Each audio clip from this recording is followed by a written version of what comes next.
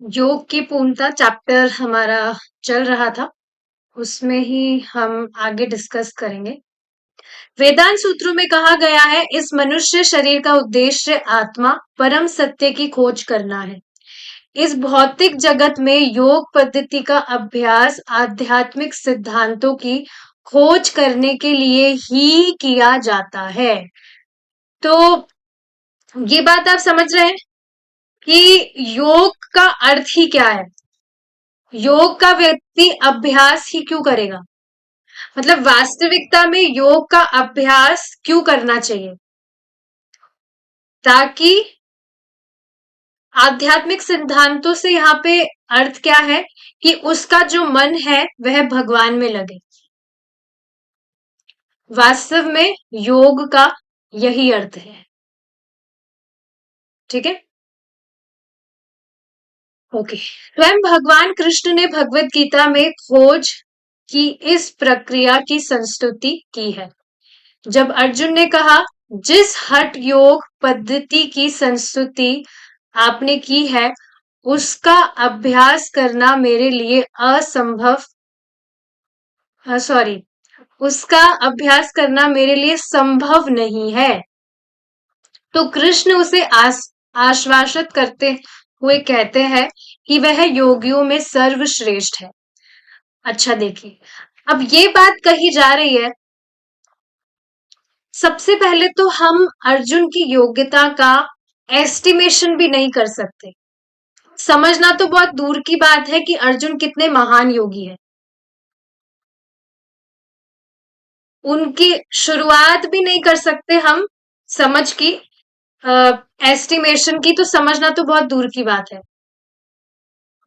इसका अर्थ क्या हुआ,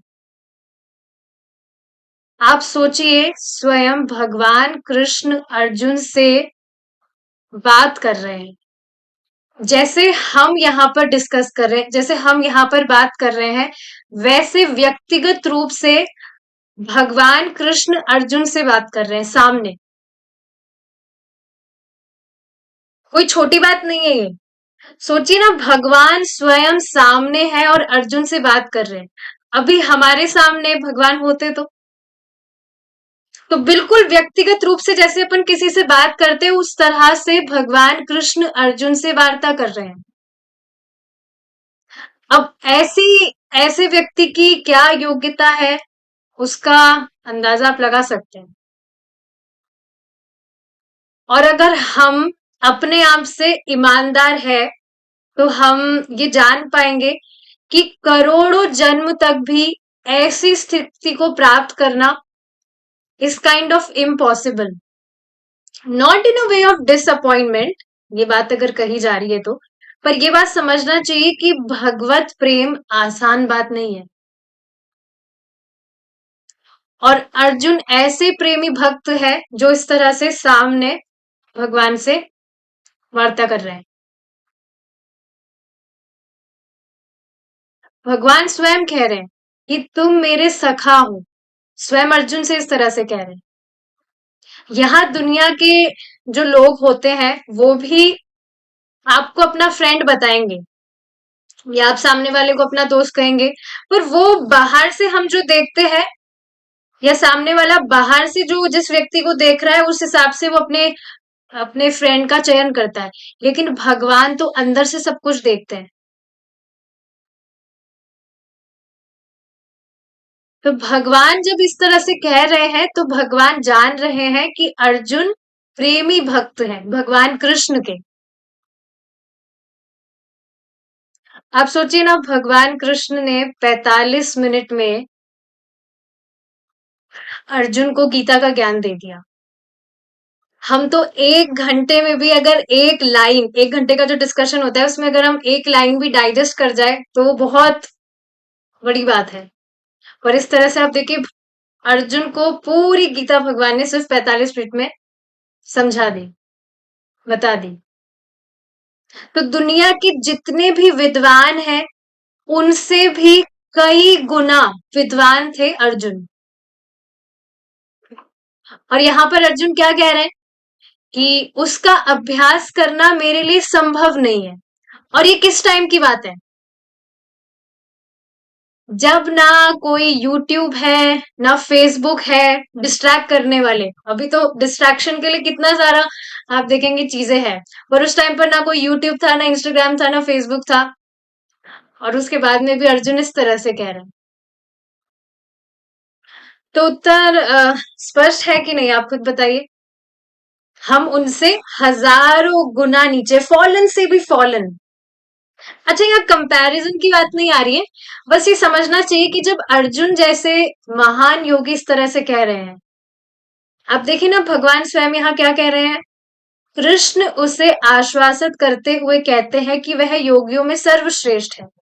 उन्हें उन्होंने उसे यह कहकर आश्वस्त किया कि वह हठ योग का अभ्यास करने में असमर्थ होने की चिंता ना करे।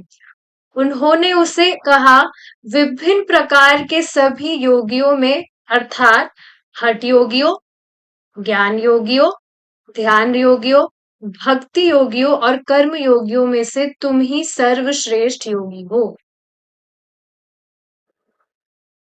अब जब स्वयं भगवान इस तरह से अर्जुन को सर्वश्रेष्ठ योगी बता रहे हैं, तब भी अर्जुन जैसे महान भक्त और योगी, उनके लिए कैसे असंभव है ये चीज। तो भगवत गीता में अर्जुन भगवान से कह रहे हैं कि आप जैसे बता रहे हैं वैसे मेरे लिए संभव नहीं है। कैसे बता रहे हैं कि आप पद्मासन लगाकर अपने मन को संयमित करिए। तो अर्जुन यहाँ पर ये चीज कह रहे हैं कि इस तरह से पद्मासन लगाकर मन को संयमित करना, ये सब मुझसे नहीं हो पाएगा। लेकिन अभी जो 10th चैप्टर चल रहा है गीता में, उसमें अर्जुन भगवान से क्या कह रहे हैं कि मैं आपसे कथा सुनना चाहता हूँ, मैं आपके विषय में जानना चाहता हूँ, आपके ऐश्वर्य के विषय में मैं सुनना चाहता हूँ। उसमें अर्जुन को बहुत रुचि है। और प्लस आप ये भी देख रहे हैं, अर्जुन ये भी कह रहे हैं कि मैं जितना सुन रहा हूं तो मन कर रहा है और सुनूं, तृप्ति नहीं हो रही है। तो अब आप देख रहे हैं इस तरह से भगवान में मन लगाना कितना आसान हो गया। तो यही चीज यहाँ पर समझ में आनी चाहिए। ऑफ कोर्स ये जितने भी बाकी सारे साधन बताए जा रहे हैं ये है प्रमाणिक, लेकिन कलयुग में इन सब साधनों से कोई व्यक्ति अपने लक्ष्य की प्राप्ति कर लेगा, ये बिल्कुल इम्पॉसिबल, पॉसिबल ही नहीं है। हमने लास्ट क्लास में डिस्कस किया था कैसे प्रभुपाद जी बता रहे हैं जो प्रैक्टिकल चीज है कि कलयुग में जो व्यक्ति है उसकी आयु अल्प आयु है, बहुत कमजोर है व्यक्ति, सुबह का खाया पिया भी याद नहीं रहता है। कल आपने सुबह क्या खाया था, आपको याद है?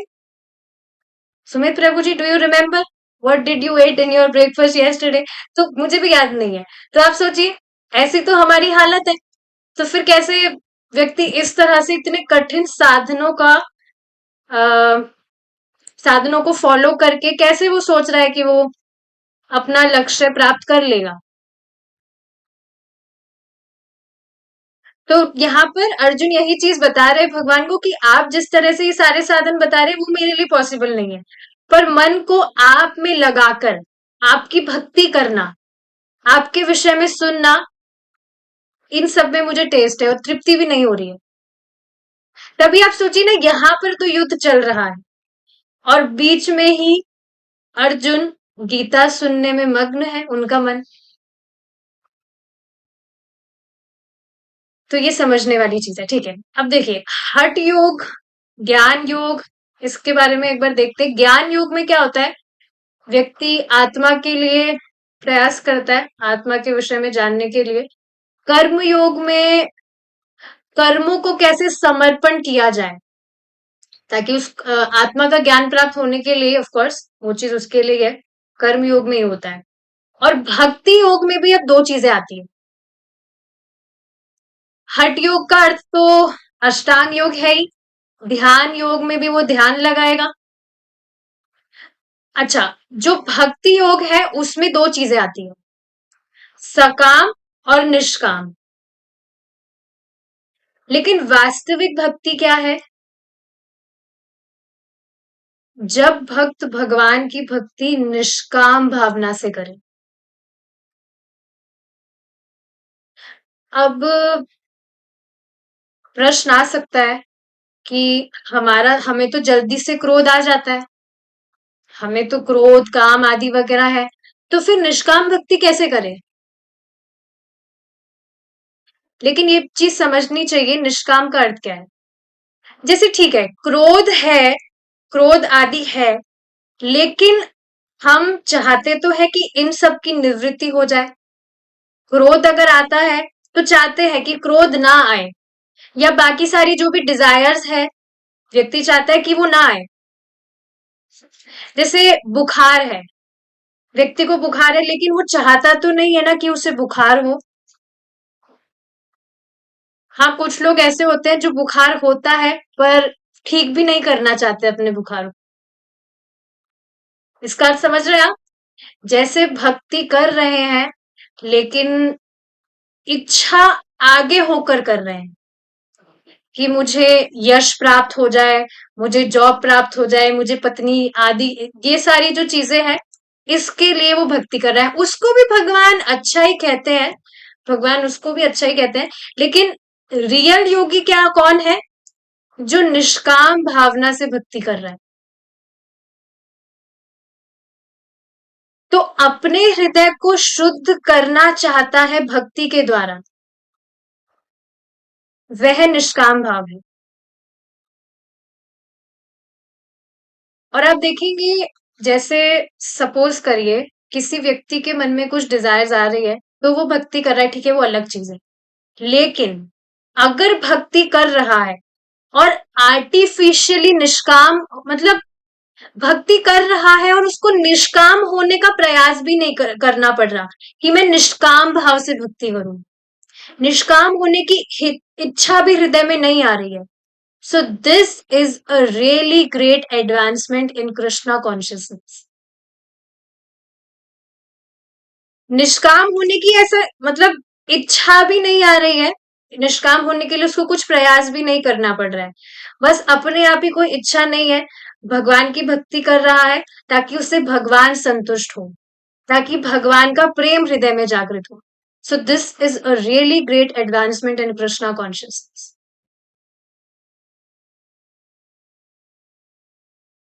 कृष्ण कहते हैं, सारे योगियों में से जो हृदय में मेरा ध्यान करते हुए अपने भीतर निरंतर मेरा स्मरण करता है, वह प्रथम श्रेणी का योगी है। क्लियर है? योग का अर्थ ही ये है, योग का अर्थ व्यायाम वगैरह नहीं होता है। योग में जितने भी साधन बताए जा रहे हैं, जो भी यहाँ पर इस प्रकार हमने डिस्कस किए, कोई भी योग व्यक्ति कर रहा है, उसका योग करने का अर्थ ही क्या है कि उसका मन भगवान में लगे। तो सारे योगियों में से जो हृदय में मेरा ध्यान करते हुए अपने भीतर निरंतर मेरा स्मरण करता है, वह प्रथम श्रेणी का योगी है। बॉटम लाइन क्या है कि उसका मन भगवान में लगना चाहिए। वह कौन है जो हमेशा अपने अंतर मन में कृष्ण का ध्यान कर सके? यह समझना अत्यंत सरल है। यदि आप किसी से प्रेम करते हैं, तो आप सदैव उसी के ध्यान में मग्न रह सकते हैं, अन्यथा यह संभव नहीं है। ये एग्जाम्पल कई बार प्रभु जी देते हैं कि किसी व्यक्ति से आपका प्रेम है, या सोचिए अगर उस किसी व्यक्ति से आपका प्रेम भी ना हो, लेकिन उसका नाम जैसे लिया जाएगा तो तुरंत उसका या तो फेस जो है आपके दिमाग में आ जाएगा, या उसकी जो भी क्वालिटीज है, मतलब तुरंत उसका स्मरण हो जाता है। अब दूसरी तरफ अगर किसी व्यक्ति से आपका बहुत प्रेम है, चलिए व्यक्ति समझ नहीं पा रहे, तो किसी वस्तु से अगर आपका बहुत प्रेम है, तो सदैव आप उसी के विषय में नहीं सोचेंगे। जैसे बेसिक सा एग्जांपल लेते हैं, कोई छोटा सा बच्चा है, उसको उसके पापा ने एक साइकिल दिलाई।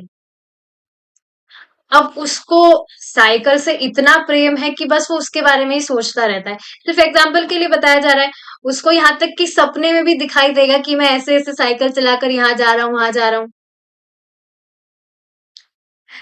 तो इसी तरह से जब भी किसी व्यक्ति का किसी भी वस्तु से या किसी व्यक्ति से उसका प्रेम होता है, तो सदैव उसका चिंतन करना उसके लिए स्वाभाविक होता है, उसमें कुछ प्रयास नहीं करना होता। तो यही बात प्रभुपाद जी यहाँ बता रहे हैं कि यदि आप किसी से प्रेम करते हैं तो आप सदैव उसी के ध्यान में मग्न रह सकते हैं, अन्यथा यह संभव नहीं है। कुछ खाने पीने का आइटम हो सकता है, आपका कुछ फेवरेट हो, और कोई चीज आपकी फेवरेट नहीं है, जैसे करेला, तो उसका स्मरण भी नहीं आता होगा। कोई बोलेगा तब हाँ पता लग रहा है, जैसे मैं अभी बोल रही हूँ हाँ करेला, नहीं तो स्मरण भी नहीं आता है। लेकिन आपकी कोई फेवरेट चीज है तो वो बहुत इजी होता है। यदि आप किसी से प्रेम करते हो तो स्वाभाविक है कि आप सदैव उसी के विषय में सोचेंगे। यह ब्रह्म सत्य संहिता में बताया गया है। जो भगवान से कृष्ण से प्रेम करते हैं वह सदैव उन्हीं के ध्यान में तल्लीन रह सकते हैं। जब भी मैं कृष्ण के विषय में कुछ कहूं तो आपको समझना चाहिए कि वे भगवान है। एक बार फिर से इस लाइन को देखिए, जो भगवान से कृष्ण से प्रेम करते हैं वे सदैव उन्हीं के ध्यान में तल्लीन रह सकते हैं। और क्या आप ये देख रहे हैं, आपका डेली का जो स्केड्यूल है उसमें जो भी सेवाएं हैं, सेवाएं मतलब जो भी आप करते हैं, सुबह मंगला आरती अटेंड करना, चैंटिंग करना, क्लासेस अटेंड करना, तो एक के बाद एक ऑलरेडी ही इस तरह से पूरे दिन की प्रोग्रामिंग है कि ऑलमोस्ट हर समय भगवान के विषय में आप सोच रहे हैं, सोच पा रहे हैं, या भगवान आपको अलाउ कर रहे हैं कि आप उनके विषय में सोच पा रहे हैं, अगर ऐसा कहा जाए तो। इतनी अमेजिंग चीज है ये। सामान्यतः जो भी दूसरे ये जो वेज बताए जा रहे हैं, अष्टांग योग वगैरह, तो उसमें व्यक्ति इसी तरह से घंटों घंटों तक योग का अभ्यास करके भगवान पर अपना मन स्थिर करने का प्रयास करता है, लेकिन वो चीज प्रैक्टिकली तो पॉसिबल नहीं है। लेकिन आप देखिए भक्ति योग में इस तरह से हम पूरे दिन ऑलमोस्ट सभी सेवाएं भगवान से रिलेटेड कर रहे हैं, तो कितना सहज है ये, कितना आसान है। तो ये बहुत इंटरेस्टिंग लाइन है, जो भगवान से कृष्ण से प्रेम करते हैं वह सदैव उन्हीं के ध्यान में तल्लीन रह सकते हैं। और उसका एक जो तरीका है वो ये है कि आप पूरे दिन सेवाओं में अपने आप को बिजी रखें, माया की सेवा में टाइम ही नहीं निकालेंगे तो अपने आप ही पूरे दिन भगवान का स्मरण रहेगा, भगवान को स्मरण कर पाएंगे। कृष्ण का दूसरा नाम है श्याम सुंदर। इसका अर्थ यह है कि वह मेघ के समान श्याम है, लेकिन अत्यंत सुंदर है। हम यहाँ पर जो मेघ देखते हैं उसका जो कलर है वो कुछ भी नहीं है। भगवान का जो कलर है श्यामल वर्ण, दैट इज ट्रांसेंडेंटल कलर। हम तो उसकी कल्पना भी नहीं कर सकते कि वो कितना सुंदर कलर है। यहाँ के जो मेघों का कलर है वैसा कुछ कलर नहीं है, यहाँ पर तो हम देख भी नहीं सकते वैसा कलर है भगवान का, अत्यंत सुंदर है। ब्रह्म संहिता के एक श्लोक में लिखा है कि जो भी संत श्याम सुंदर से प्रेम करते हैं वह हमेशा अपने हृदय में भगवान का ही ध्यान करते हैं। अब जैसे देखिए यहाँ पर श्याम सुंदर का फोटो है, इस पर देखिए हम कुछ बात डिस्कस करेंगे। देखिए भगवान हमेशा से ही सुंदर है, पर क्या आप एक चीज ऑब्जर्व कर पा रहे हैं कि भक्ति करने से, अब जब आप निरंतर भक्ति करने से, निरंतर आप नाम जप कर रहे हैं, श्रवण कर रहे हैं, प्रसाद खा रहे हैं, निरंतर भक्ति करने के कारण जब भी आप भगवान कृष्ण का दर्शन करते हैं, आप खुद अपनी चेतना में फर्क देखिएगा। Because I was observing this thing. भगवान हमेशा से ही सुंदर है, लेकिन अब जब आप भगवान का दर्शन करते हैं, तो जो अफेक्शन, मतलब जिस तरह से भगवान अब आपको अट्रैक्टिव दिखते हैं, क्या वैसा पहले भी था? अगर देखिए ये बात आपको समझ में नहीं आ रही है, अब थोड़ा इसको अगर ऑब्जर्व करना मुश्किल है, तो आप अपना कोई फ्रेंड हो या आपके घर में कोई व्यक्ति हो जो भक्ति से जिसका कोई लेना देना ही ना हो, आप उसको भगवान के दर्शन कराइएगा। उस व्यक्ति को भगवान इतने अट्रैक्टिव नहीं दिखेंगे जितना, मतलब समझ रहे इस बात को? ठीक है, वो दर्शन करेगा, वो भी दर्शन करेगा, हाथ जोड़ेगा, लेकिन शाम को आप देखेंगे जब हम कीर्तन करते हैं, तो जो भी फोटोज हम दर्शन करते हैं, एकदम दर्शन करके नहीं लगता वाव, भगवान को देखते ही हर दिन आप देखिए कितने सुंदर श्रृंगार भक्त करते हैं। तो आप देख रहे हैं, ये मतलब मैं समझाना चाह रही हूँ कि चेतना का कितना फर्क पड़ता है। भगवान हमेशा से ही सुंदर है, लेकिन जो अट्रैक्टिवनेस आप अब भगवान के दर्शन करके फील करते हैं, एक्सपीरियंस करते हैं, वैसा पहले नहीं था। एटलीस्ट मैं मेरी बात करूं तो ऐसा कुछ भी नहीं था। और आप देखिएगा, जैसे भगवान का कोई फोटो आप लीजिए और किसी व्यक्ति को दिखाइएगा, उसको इतना कुछ अट्रैक्टिव नहीं लगेगा भगवान को देखकर। तो ये चेतना का बहुत असर पड़ता है। जैसे जैसे व्यक्ति भक्ति करता है, उसकी कॉन्शियसनेस प्योर होती जाती है, तो भगवान से एक अलग ही अफेक्शन और एक अलग ही अट्रैक्शन वो एक्सपीरियंस कर पाता है। कितनी अमेजिंग चीज है ये। जैसे यहाँ पर देखें आप, श्याम सुंदर का कितना सुंदर फोटो है। ऐसे शाम को हर रोज हम जो दर्शन करते हैं, हर फोटो जो भी सामने डिस्प्ले होता है, कितना अमेजिंग लगता है। ठीक है। वस्तुतः जब कोई व्यक्ति योग पद्धति के अनुसार समाधि की अवस्था तक पहुंचता है, तो वह बिना रुके निरंतर अपने हृदय में भगवान विष्णु के स्वरूप का ही ध्यान करता है। वह उसी ध्यान में मग्न रहता है। अच्छा, चलिए अब इसको समझाने के लिए हम एक चीज करते हैं। आप एक काम करिए, 2 मिनट एकदम सीधे बैठ जाइए और अपना पूरा जो ध्यान है वो भगवान में आकर्षित करने का ध्यान करिए, प्रयास करिए। अपनी आंखें बंद करिए और भगवान पर ध्यान लगाने का प्रयास करिए, सिर्फ 2 मिनट के लिए।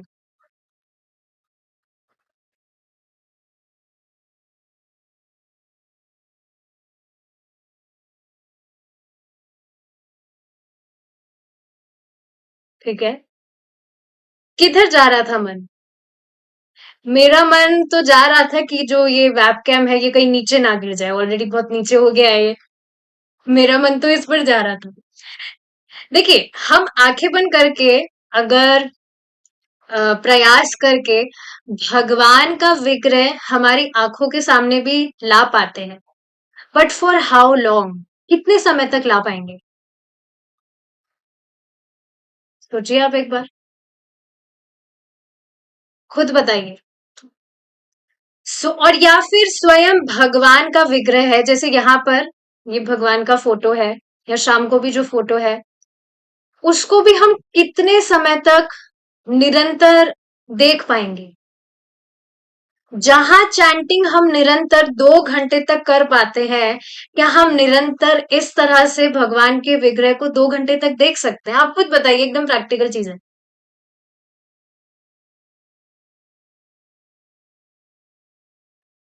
तो समझ आ गया कैसे बाकी जो ये ध्यान योग, ज्ञान योग, वट जो भी है, कैसे डिफिकल्ट है?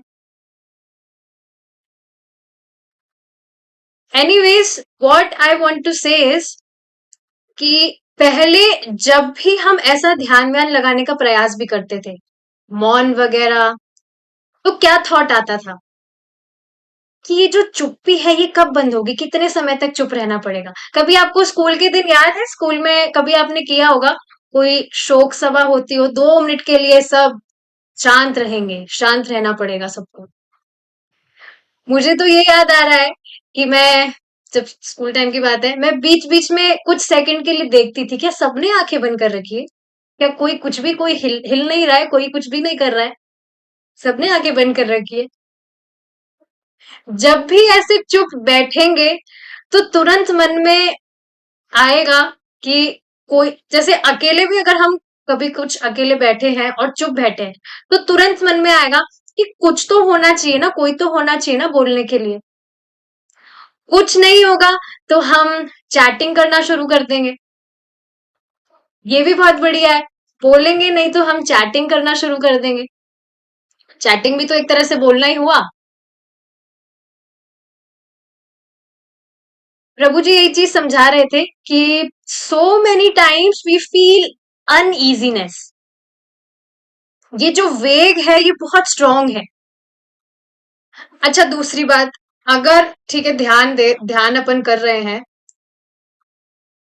आप देखिए जो हम चैंटिंग भी करते हैं उसमें हम जो मंत्र बोलते हैं उसको सुनने का प्रयास करते हैं, लेकिन अब आपको कह दिया जाए कि आप मन में भगवान के नाम का ध्यान लगाइए, मन में चैंटिंग करिए। मैंने पहले मन में ही मैं चैंटिंग करती थी, तो मन में करते करते मैं सो ही जाती थी। और अभी इस टाइम पर, लाइक जब शुरू में मैंने चैंटिंग करना स्टार्ट किया था, उसके बाद में मैं बहुत जोर जोर से चैंटिंग करती थी। जोर मतलब लाउडली एकदम चिल्लाना। तो अभी फिर से कुछ दिनों से मैं वैसे ही कर रही हूँ। मेरा रूम फॉर्चुनेटली अलग है, किसी को आवाज नहीं जाती है।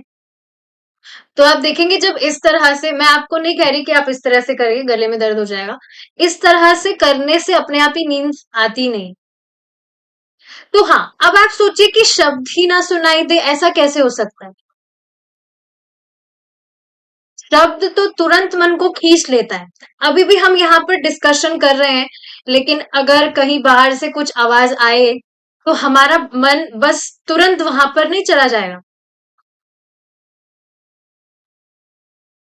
होता है ऐसा, या मन कहीं पर चला गया, फिर उसको सुनने से कुछ और बात याद आएगी, फिर कुछ और बात याद आएगी, ऐसे करते करते पूरी स्टोरी बन जाएगी। किस तरह से आप नहीं देखते, होता है ऐसा। फिर एकदम से याद आता है कि अरे ये सारी बातें शुरू कैसे हुई।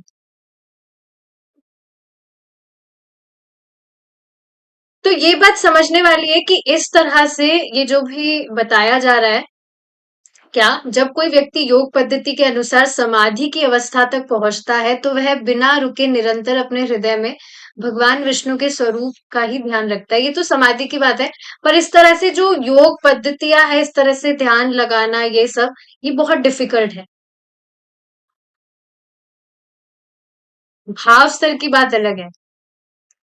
श्याम सुंदर कृष्ण आदि विष्णु है, यह भगवत गीता में कहा गया है।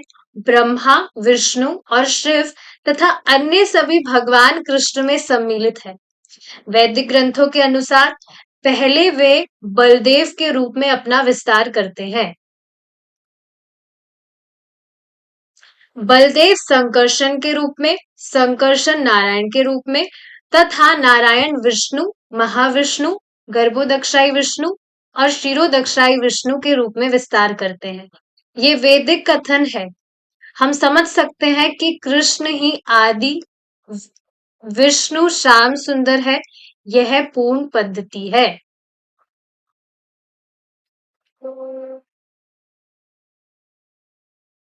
ठीक है, मैं एक बार चैट बाद में देखूंगी। अब यहाँ पर हम एक बहुत इंपॉर्टेंट डिस्कशन करेंगे, कि जो अभी हमने यहाँ पर पढ़ा ना कि भगवान कैसे अपने आप को विस्तारित करते हैं, उसका यहाँ पर हम ये चार्ट समझेंगे, बहुत इंटरेस्टिंग है। आपको क्लियर दिख रहा है? Let me just zoom it. Zoom करती हूँ मैं।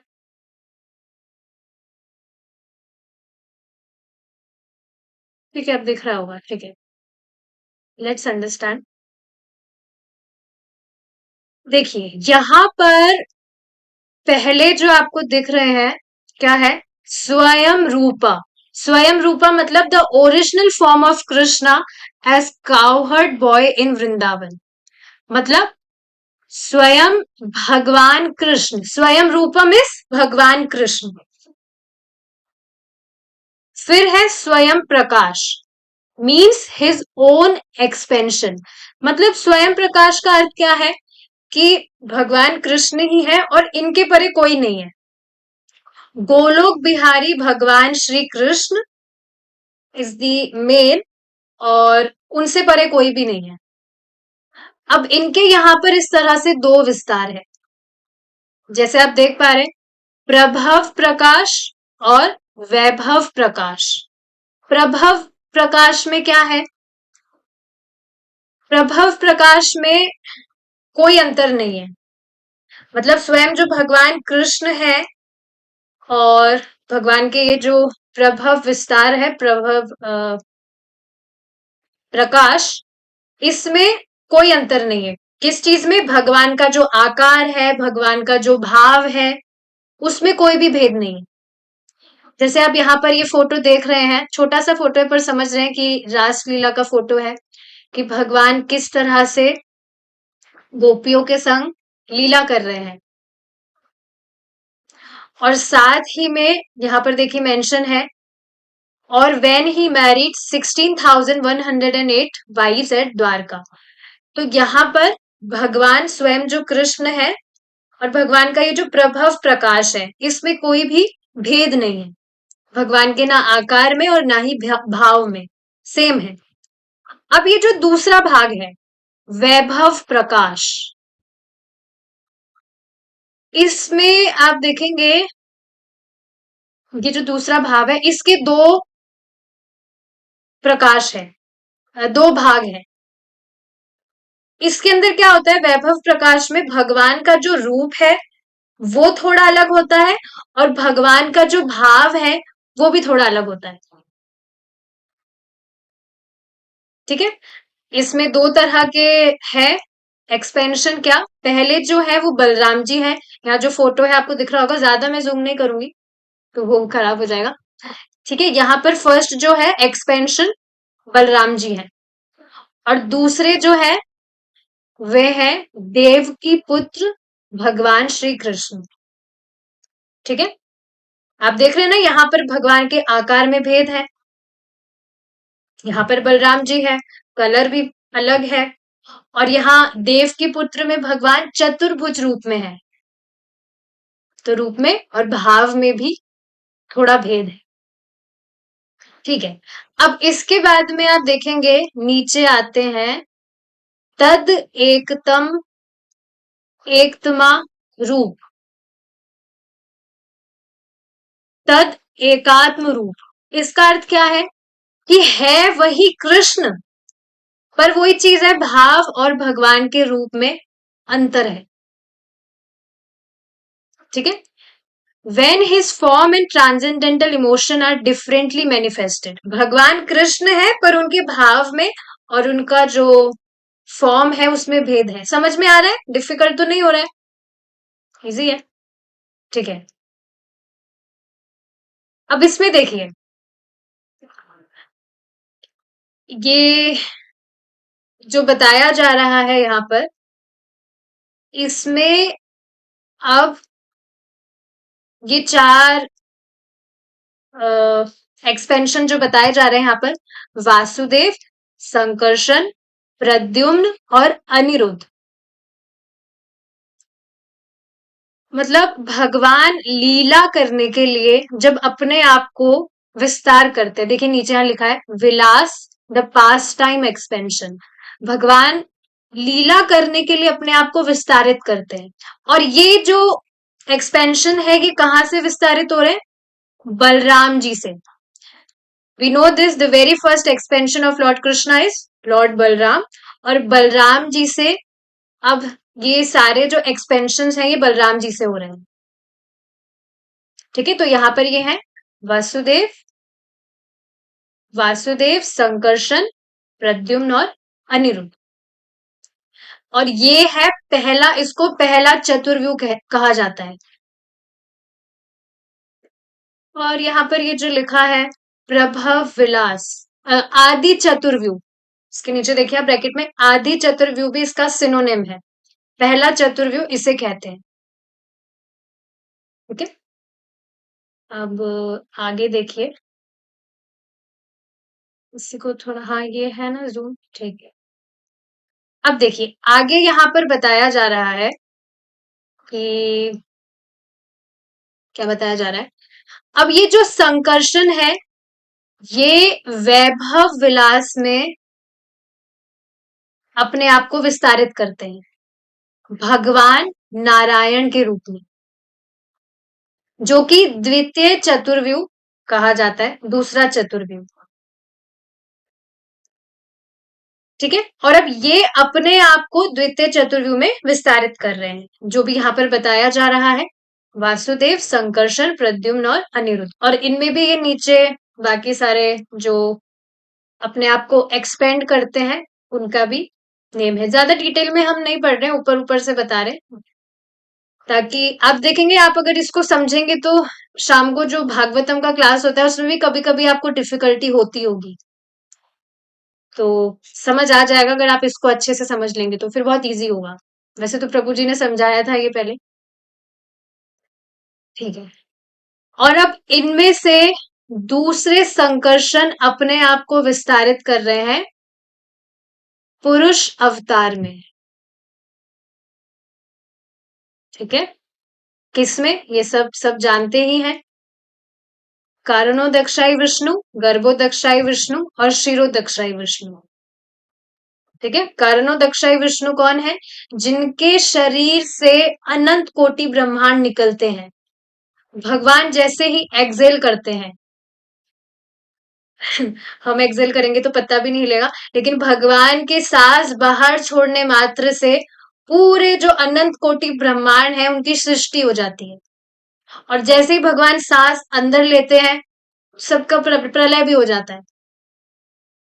फिर यही कारणों दक्षाई विष्णु अब हर एक ब्रह्मांड में प्रवेश करते हैं एज अ गर्भो दक्षाई विष्णु। ठीक है, जिन और ब्रह्मा जी इन्हीं के नाभि कमल से ओरिजिनेट होते हैं। क्लियर है, और अब यही जो गर्भो दक्षाई विष्णु है, ये जब परमात्मा के रूप में कर्ण कर्ण में निवास करते हैं, हर एक जीव के हृदय में निवास करते हैं, तो ये कहलाते हैं शिरोदक्षाई विष्णु। ठीक है, नेक्स्ट जो है ये अब आवेश है। इसका बहुत इजी सा है कि जब भगवान किसी जीव में अपनी शक्ति का संचार करते हैं तो वो आवेश कहलाता है। जैसे यहाँ पर आप देखेंगे ये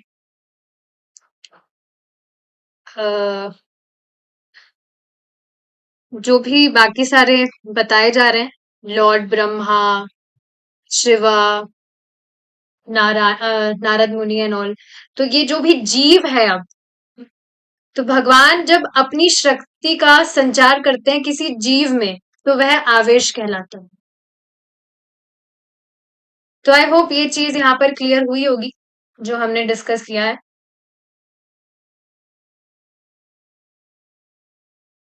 ठीक है, जो हमेशा अपने भीतर कृष्ण के विषय में सोचता है वह श्रेष्ठ योगी है।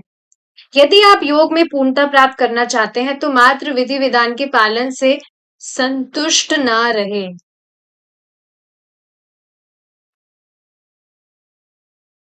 तो देखिए ये चीज आपको समझ में आ रही है कि योग का अर्थ ही ये है, हु इज अ ट्रू योगी, जो भगवान का हमेशा, जिसको भगवान का स्मरण, भगवान के विषय में वो स्मरण करता रहता है, ही इज द ट्रू योगी।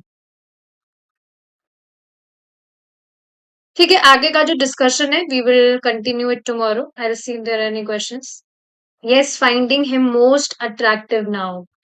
होता है ऐसा। आप खुद देखेंगे चेतना जैसे जैसे आपकी प्योर होती है, जैसे जैसे व्यक्ति भक्त अपने आध्यात्मिक जीवन में प्रगति करता है, उसका भगवान से अफेक्शन और बढ़ता जाता है, बढ़ता जाता है। हमको खुद को समझ नहीं आता ये कि ये कैसे हो रहा है, पर ये भक्ति करने का प्रभाव है। जैसे जैसे जीव का हृदय शुद्ध होता जाता है, भगवान उसे और आकर्षण लगने लगते हैं। ठीक है, बाकी सब तो अपने एक्सपीरियंसेस शेयर कर रहे हैं। अच्छे से नहीं दिखाई दे रहा था उसमें? ठीक है, मैं आपको फोटो शेयर कर दूंगी ग्रुप में, उसमें आप देखिएगा। बाकी कुछ क्वेश्चन तो यहाँ पर नहीं है। ठीक है, now we will stop here. Srila Prabhupada की जय। निताई गौर प्रमानंदे। हरि बोल।